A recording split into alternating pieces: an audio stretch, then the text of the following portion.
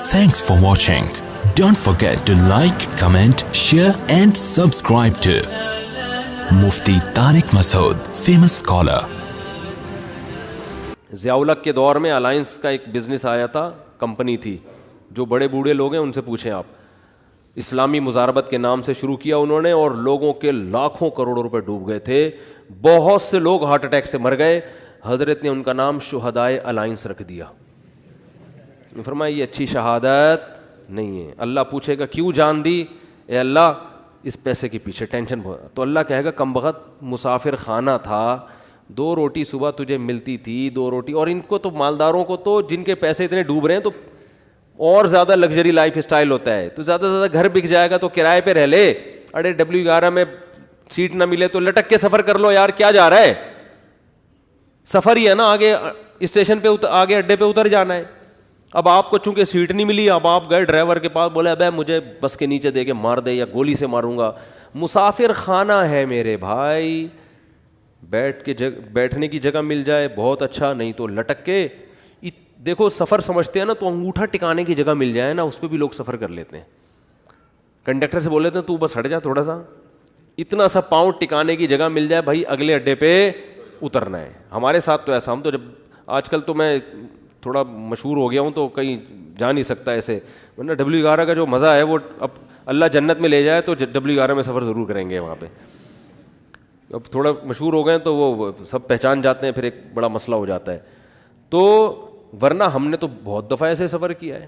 جا رہے ہیں تو چلو جی سیٹ پہ جگہ مل گئی ٹھیک ہے, نہیں تو پائیدان پہ لٹک کے, نہیں تو پیچھے کھڑے ہو جاؤ, بس چھت پہ بیٹھ جاؤ, انجوائے کرو.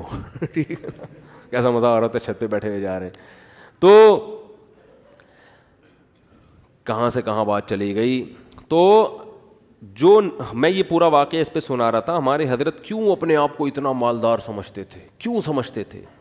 اس لیے کہ حضرت فرماتے تھے جو بیسک بنیادی ضرورتیں اللہ نے پوری کر دیں, اور بہت سوں کے پاس تو یہ بھی نہیں ہے. گھر تو ہے نا سر چھپانے کو, چاہے کرائے پر ہو, ہے تو نا. بہت سے تو روڈ پہ سو رہے ہیں. کیا حالات ہیں لوگوں کے گھروں میں, جا کے دیکھو پتہ چلتا ہے کیسی خطرناک بیماریاں لگی ہوئی ہیں.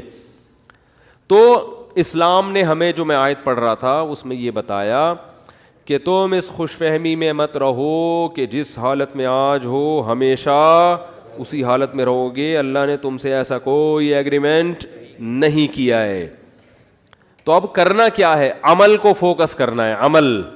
تو اللہ تعالیٰ نے قرآن میں کیا فرمایا کہ کسی کتاب میں نہیں لکھا. ہاں, تو اب مسئلہ یہ ہے کہ جس خوشی میں انسان ہوتا ہے اس میں اللہ کو بھول جاتا ہے وہ. تو اسی خوشی میں اللہ کو یاد رکھنا ہے. اس کا فائدہ یہ ہوگا کہ جب کوئی ٹینشن کا معاملہ آئے گا تو پھر اللہ آپ کو یاد رکھے گا. کیسے یاد رکھے گا؟ یا تو وہ ٹینشن دور کر دے گا, یا اس ٹینشن میں اللہ آپ کو صبر کی توفیق دے گا, حوصلہ دے دے گا اللہ آپ کو. خودکشی کے خیالات نہیں آئیں گے آپ کے دل میں. پیغمبروں کی سیرت اٹھا کے دیکھیں, کیسے کیسے غموں میں زندگی گزری, مگر ان غموں میں بھی انہوں نے ڈپریشن کی گولیاں بولو نہیں کھائی ہیں. ہمیشہ ان کی زبان سے اچھے الفاظ نکل رہے ہیں. اعلم من اللہ ما لا تعلمون, میں اللہ کے بارے میں وہ کچھ جانتا ہوں جو تم نہیں جانتے. یعقوب علیہ السلام کہہ رہے ہیں. ایوب علیہ السلام نے بیماری میں ایسا صبر کر کے دکھایا, اللہ فرماتے ہیں نعم العبد, کیا خوب بندہ تھا, کیا کتنے خوش قسمت کہ اللہ آخری کتاب میں آیتیں نازل کر رہا ہے کہ ایوب کیا خوب بندہ تھا, کیا خوب بندہ تھا.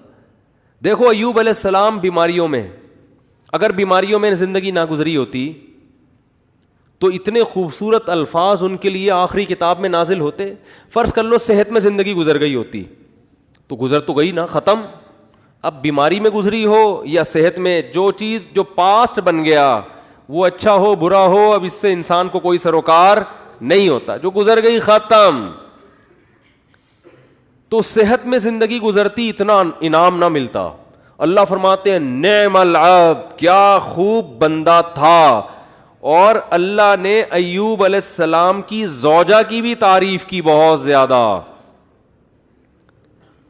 ایوب علیہ السلام جب بہت شدید بیمار تھے نا, تو عام طور پر کیا ہوتا ہے, بیگم صاحبہ خدمت کرتی ہے, میرے میاں کیا ہو گئے, بیمار ہو گئے, کوئی بات نہیں, 1 دن خدمت, 2 دن خدمت, اس کے بعد کہے گی بھائی جان چھڑاؤ, میری کیا ہو گئی ہے, بولو نا, شادی ہو گئی ہے.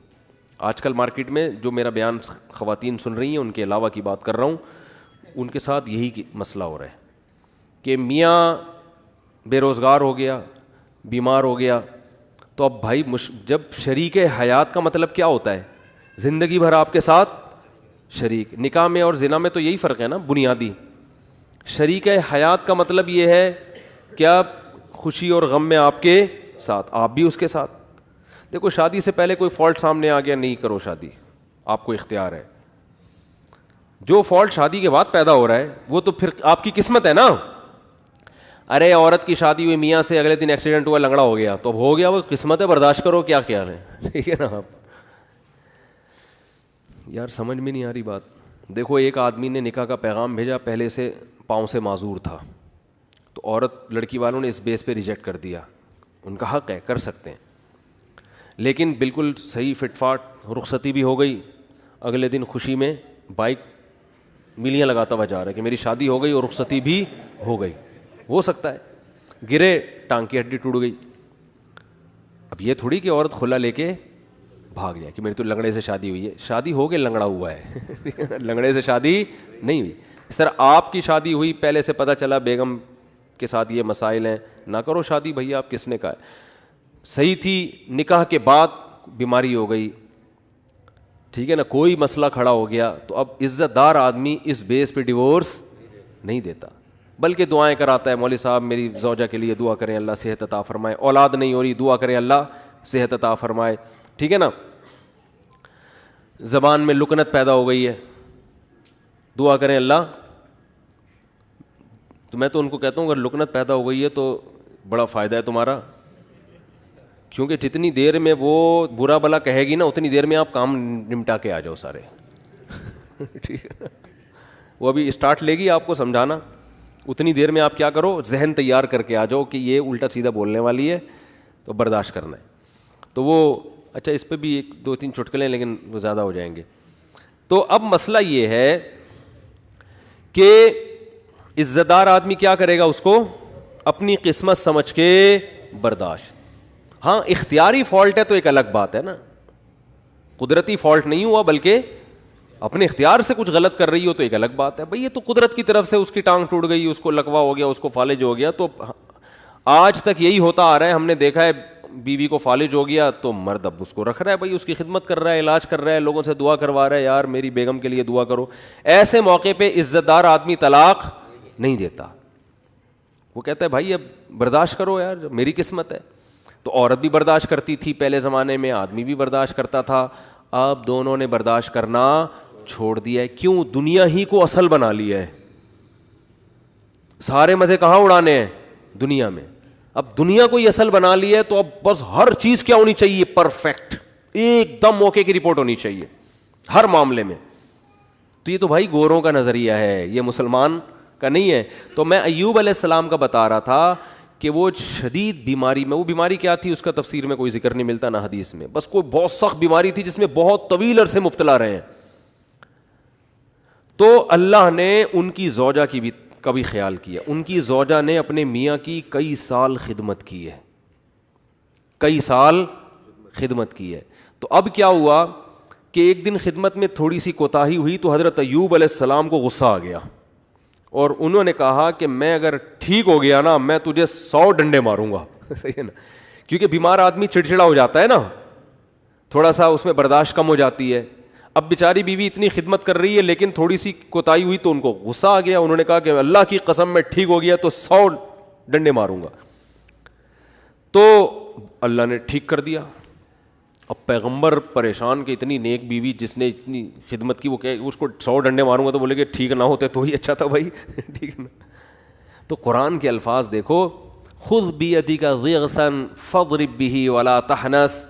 اے پیغمبر آپ قسم بھی نہیں توڑ سکتے, آپ تو پیغمبر ہیں, اور بیوی اتنی نیک ہے اس کو مارنے کی اجازت نہیں ہے, اس کو آپ نے 100 ڈنڈے نہیں مارنے.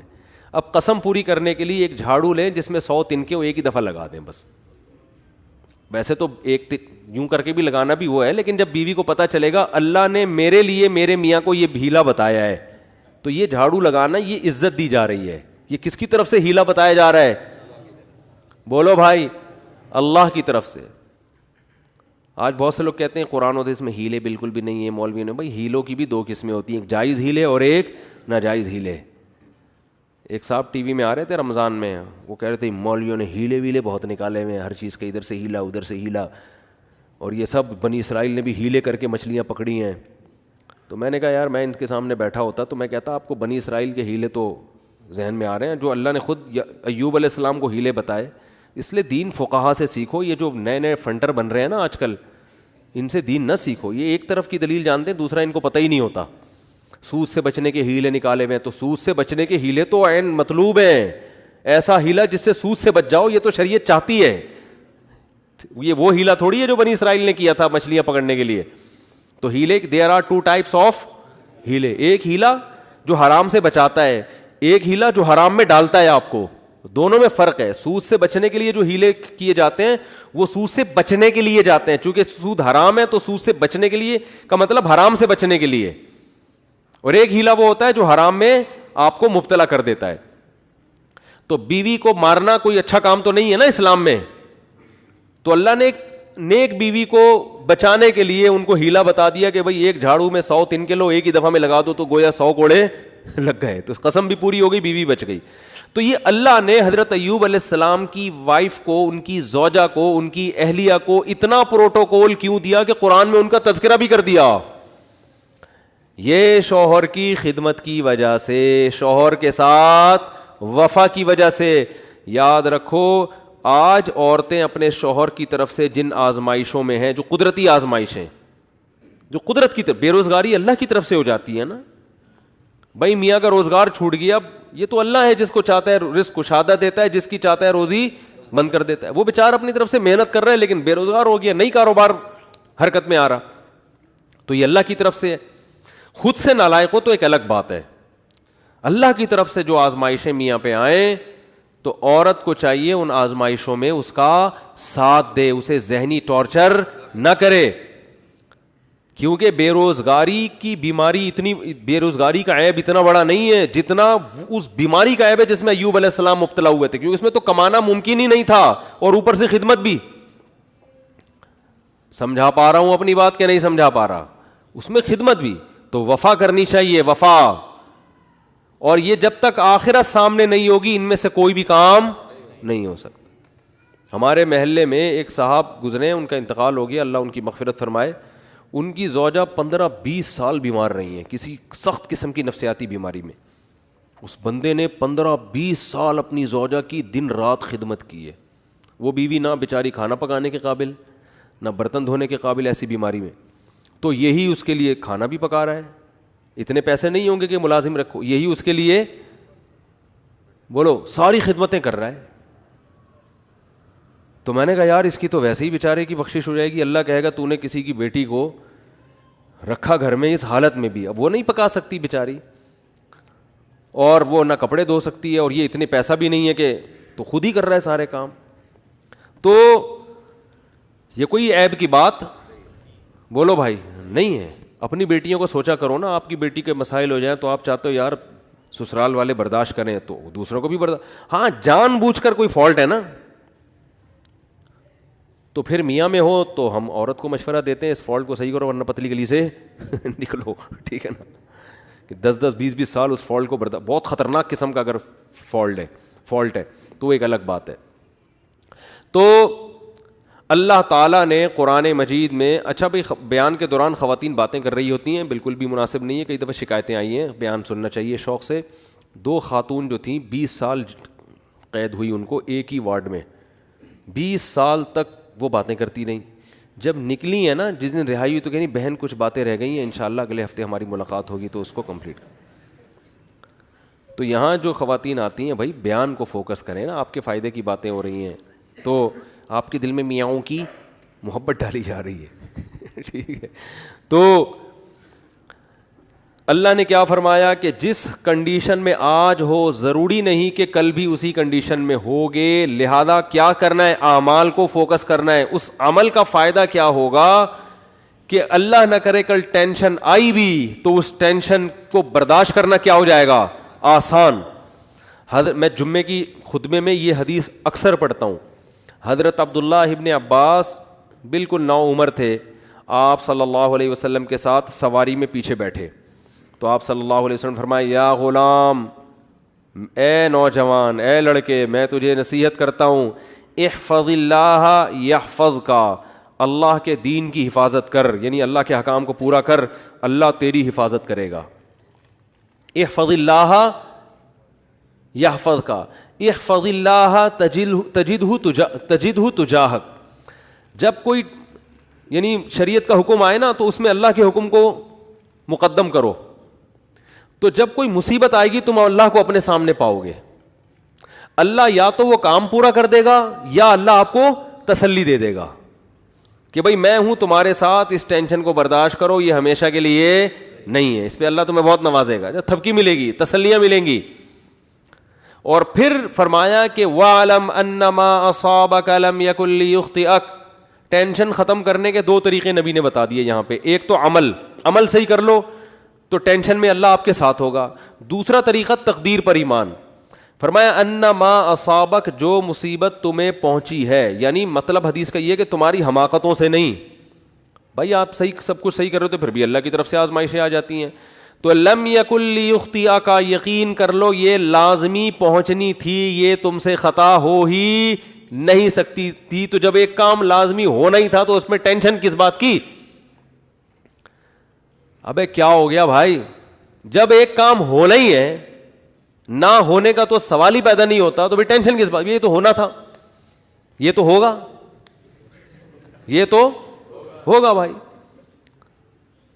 لیکن چونکہ ہمیں ٹینشن سے پہلے نہیں پتا ہوتا کہ کیا ہوگا تو ہم اسباب اختیار کرتے ہیں. پورے کامیابی کے اسباب اختیار کرے پھر بھی نہیں ہوا, بھائی یہ تو اللہ نے ایسے ہی لکھا ہوا تھا. غزوہ احد میں 70 صحابہ شہید ہو گئے. کتنی بڑی ٹینشن صحابہ کے لیے, کتنی بڑی ٹینشن. تو اللہ نے کیا فرمایا, کوئی ٹینشن کی بات نہیں ہے, یہ شکست بھی مقدر میں لکھی ہوئی تھی اور یہ شہادتیں بھی مقدر میں لکھی ہوئی تھی, کوئی ٹینشن کی بات نہیں ہے. رہا یہ مسئلہ کہ تم سے غلطی ہوئی تھی, مشورے پر عمل نہیں ہوا, نبی کا حکم تم سے ٹوٹ گیا, تو اس کی وجہ سے یہ ٹینشن پہنچی ہے, تو اس سے تم نے چونکہ توبہ کر لی ہے تو وہ والی ٹینشن بھی کیا ہو گئی, ختم. آخرت کا نقصان کا خطرہ تھا کہ نبی کے جو حکم دیا تھا گھاٹی پہ رہنا ہے, تو وہ توبہ سے معاف ہو گیا. باقی رہا یہ شکست, کوئی مسئلہ نہیں. وَيَتَّخِذَ مِنْكُمْ شُهَدَاءَ, اس میں مثبت چیزیں سوچو کہ اللہ چاہتا تھا تم میں بہت سے لوگوں کو شہادت کا مرتبہ دینا, تو اللہ نے ان کو جلدی آزمائشوں سے نکال کے جنت میں پہنچا دیا. اور کیا چاہیے. ایک انگریز نے اس آیت کے تحت لکھا ہے کہ محمد, وہ تو درود شریف نہیں لکھتے نا, اس نے تو محمد غلط استعمال کیا, میں صلی اللہ علیہ وسلم. اس نے کہا محمد کے جو فرینڈ تھے نا, اس قسم کی چیزوں نے ان کو موٹیویٹ کیا تھا جس سے انہوں نے پوری دنیا پہ حکومت کی ہے, کہ شکست کھا کے بھی کیا کر رہے ہیں, کہہ رہے ہیں یہ تو ہونا ہی تھا, لہذا اس سے ٹینشن لینے کی بات نہیں ہے, اور یہ شہادتوں میں بھی خیر ہے تمہاری, آگے بڑھو, مایوسی ہے ہی نہیں. ٹھیک ہے نا. ہمارے یہاں پتہ ہی کیا سمجھا کہ مایوسی کفر ہے, تو اس کا مطلب یہ سمجھا جاتا ہے کہ میں جہاں شادی کرنا چاہتا ہوں وہاں شادی ہو کے رہے گی, کیونکہ مایوسی کیا ہے, کفر ہے. میں چاہتا ہوں میری 2 لاکھ روپے تنخواہ ہو تو 2 لاکھ ہوگی, کیونکہ مایوسی کفر ہے. یہ غلط مطلب ہے, سمجھ رہے ہو. ایسا تو پھر بہت سے لوگوں کے ساتھ نہیں ہوتا, پھر اور مایوسی ہوگی, آدمی کہتا ہے یہ تو اور ڈبل گناہ, کفر کا گناہ بھی ہو رہا ہے اور پیسے بھی نہیں مل رہے. ہم کہتے ہیں میں صحت بناؤں گا تو صحت بنے گی کیونکہ مایوسی کفر ہے. یہ مطلب نہیں ہے. مطلب یہ ہے کہ اللہ سے یہ امید لگائی جائے کہ جو ہوگا اچھا ہی ہوگا میرے حق میں. میں چاہتا ہوں میرا اچھا روزگار مل جائے, 2 لاکھ تنخواہ نہیں ہو رہی, 1 لاکھ ہے, اسی ایک میں اللہ کیا کرے گا, برکت دے گا. روزگار نہیں مل رہا, کوئی بات نہیں, اسی میں اللہ کیا کرے گا, برکت دے گا. نہ ملنے میں بڑے فائدے ہیں. روزگار نہ ملنے سے ٹینشن ہوگی, ٹینشن میں اللہ یاد آئے گا, اللہ سے دعائیں مانگو گے, اس ٹینشن میں گناہ معاف ہوں گے, برداشت کی قوت پیدا ہوگی. بعض دفعہ زیادہ کھانے سے بھی مسئلے خراب ہو جاتے ہیں, پیٹ بھرے ہوئے ہوتے ہیں تو الٹے الٹے خیالات آنا شروع ہو جاتے ہیں انسان کو. ایوب علیہ السلام پریشان تھے نا بیماریوں میں, مایوس نہیں ہوئے اس لیے کہ ان کو پتا تھا یہ میرے لیے کیا ہے, بہتر ہے. کتنا بہتر کہ قرآن میں آخری نبی پر آیتیں نازل ہوئی ہیں, نعم العبد, ایوب کیا خوب بندہ تھا, کیسی زبردست بشارت دی اللہ نے. اللہ کا کلام غلط نہیں ہو سکتا, اور اللہ نے یہ نہیں کہا کہ ایوب اچھے تھے, نا نا نا نا نا, ایوب امتحان میں کامیاب ہو گئے, نا نا نا. نعمہ تعجب کا صیغہ ہے, گویا اللہ تعجب کر رہے ہیں یار کیا خوب بندہ تھا. اللہ کو تعجب نہیں ہوتا, لیکن اللہ ہم سے ہماری زبان میں بات کر رہے ہیں کہ اگر کوئی ایوب کی قربانی اور اس کے صبر کو دیکھتا تو کہتا ہے بھائی یہ صبر کھوپڑی میں آنے والا نہیں ہے, یہ تو بہت ہی زبردست بندے ہیں اللہ کے. اتنا بڑا کامیابی کا سرٹیفکیٹ ان کو اس بیماری کی وجہ سے ملا. اور آج ذرا سی پریشانی آدمی 10 قسم کے, یہ میرے ساتھ ایسا کیوں ہو گیا, میرے ساتھ ایسا کیوں ہو گیا. اور آج کل یونیورسٹیوں میں ہوتا یہ ہے کہ ٹینشنوں میں خدا کا انکار کر دیتے ہیں. پہلے تو یہ تصور نہیں تھا. اب جو نئی نسل آ رہی ہے نا, فون کرتے ہیں مجھے, بتاتے ہیں میرے ساتھ یہ ہوا, میں تو اللہ کو مانتا ہی نہیں. میں کہتا ہوں یار یہ میرے سامنے اتنا جری ہے, عام حالات میں کیا کر رہا ہوگا. تو نہ مانو, اللہ کو آپ کے منوانے کی کوئی ضرورت نہیں ہے. وہ سمجھتے ہیں کہ مجھے ترس آئے گا, ہائے بیچارے کے ساتھ اتنا غلط ہو گیا کہ یہ تو اللہ کو ہی نہیں مان رہا, ہائے ہائے ہائے, یہ تو آ جاؤ میں تمہیں تسلیم. میں کہتا ہوں بھائی تو نہ مان, جس خدا نے تجھے پیدا کیا ہے کم وقت تو اس کی نہیں مان رہا, تو ہماری کیا مانے گا ہے. تو یہ جو ایتھیزم پھیل رہا ہے نا, اور میں نے آپ کو رپورٹ پیش کی تھی نا کہ ایتھیس میں خودکشی کا ریشو زیادہ ہے, کیونکہ ایتھیزم کی طرف جاتا ہے انسان بہت مرتبہ, ہمیشہ نہیں, بہت مرتبہ عدم برداشت کی وجہ سے. تھوڑی سی پریشانی آئی, اللہ کہاں ہے, اللہ میرے مسئلے کیوں نہیں حل کر رہا, تو پھر وہ اللہ ہے. اللہ پر ایمان کا مطلب وہ اللہ ہے, اس کو اللہ مانا جائے, تو اللہ کا مطلب اختیارات اس کے پاس ہے, میرے پاس نہیں ہے. تو اپنے حساب سے آپ کو چلائے گا, وہ آپ کے حساب سے نہیں چلے گا.